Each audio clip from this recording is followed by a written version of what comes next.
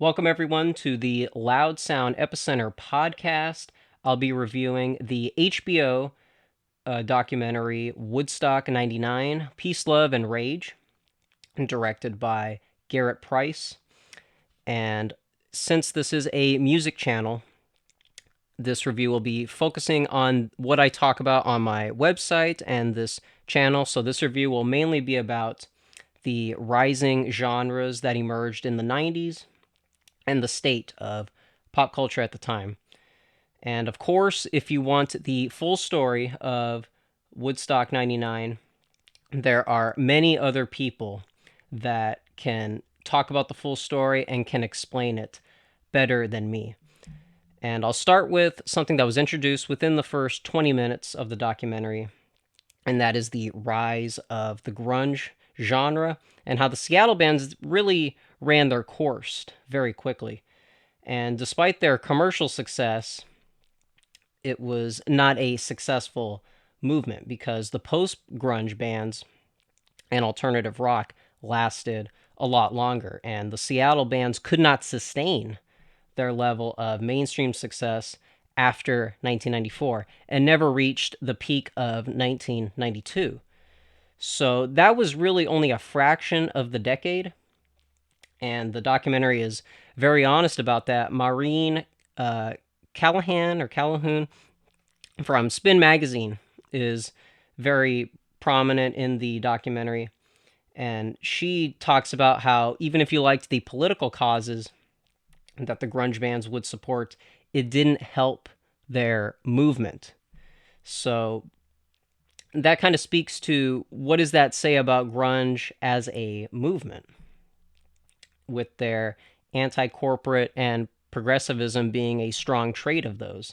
And I think if you lost one of those traits, they could have gone a lot further. And because if you look at the post grunge and the alternative rock bands, they dropped their politics and were more successful, and people liked it and responded very well to it.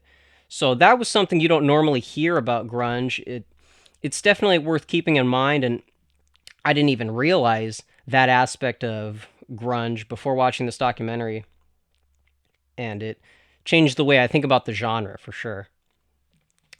One of the next major points was the hedonism of the 90s, specifically the late 90s, and they cited Girls Gone Wild as their example. I'm surprised they didn't bring up the mid 90s and how television was driving a lot of the culture. Shows like Jerry Springer were paving the way for just a lot of the where the late 90s ended up. And looking at the mid 80s, the PMRC, Tipper Gore, the Washington Wives, they were criticized for looking at the state of pop culture. Yet by the mid 90s, a lot of their arguments grew to fruition. So it's important to re-examine the legacy of the PMRC when looking at the culture of the 80s as well as the 90s. And during the documentary, journalists, musicians, and others are being interviewed. And Jewel, who was one of the performers at Woodstock 99, she was one of the ones talking about the anti-corporate sentiment and how after Woodstock 69, the commercialization of Woodstock was more prominent, and Maureen backed up her point and explained a lot of the commercialization and how just the influence that it was having. And so she backed up what Jewel had mentioned earlier. And so that is my review of Woodstock 99, Peace, Love, and Rage, available on HBO and directed by Garrett Price. So thank you for watching.